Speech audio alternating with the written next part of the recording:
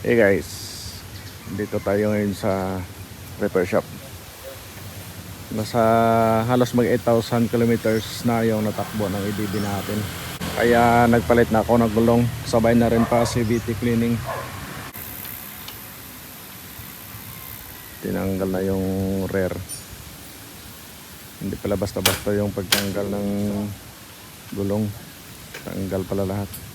Sa kabila, binubuksan na rin yung CVT.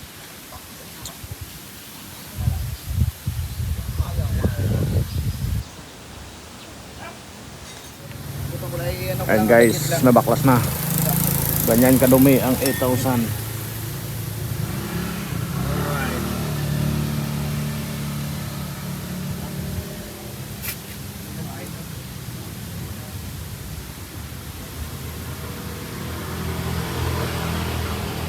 Siguro guys, kung may shop lang naman na malapit sa inyo or malapit kayo sa service center mismo, huwag nyo na paabutin ng 8,000. Mga 5,000 or 6,000 siguro, palinis na agad. Itong sa akin kasi alanganin, hindi ko siya matawid sa kasa. So naghanap ako ng marunong maglinis ng CVT dito sa Boracay.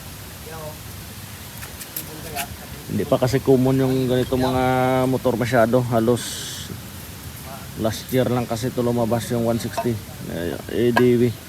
Bagay pare-pareho lang naman yan, basta marunong yung mekaniko. Importante lang ay may idea siya paano gumawa.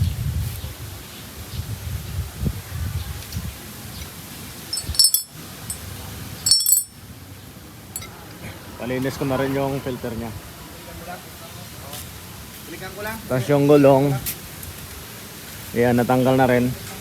Dinala doon sa kabilang shop dahil sira tong hydraulic nila. Yan, doon nila ikabit para sigurado na safe yung gulong natin sa gasgas. Yan o, grabing dumi o. Yan, kaya kailangan talaga pinapalinis. Right. Yung makin mo yan o.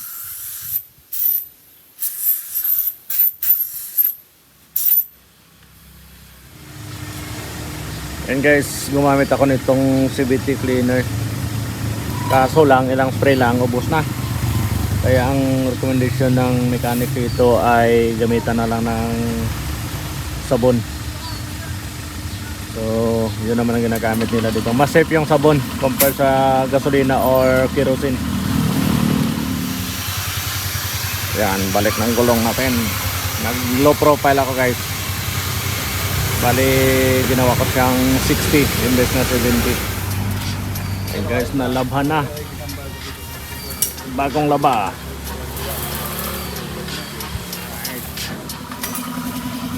And guys, medyo may tama na dito. Sumasayad na yung belt. So baka sa sunod na pa-cleaning ay palitan na lang natin to. Yan, tapos ng ating CVT. Nililinis na lang yung filter.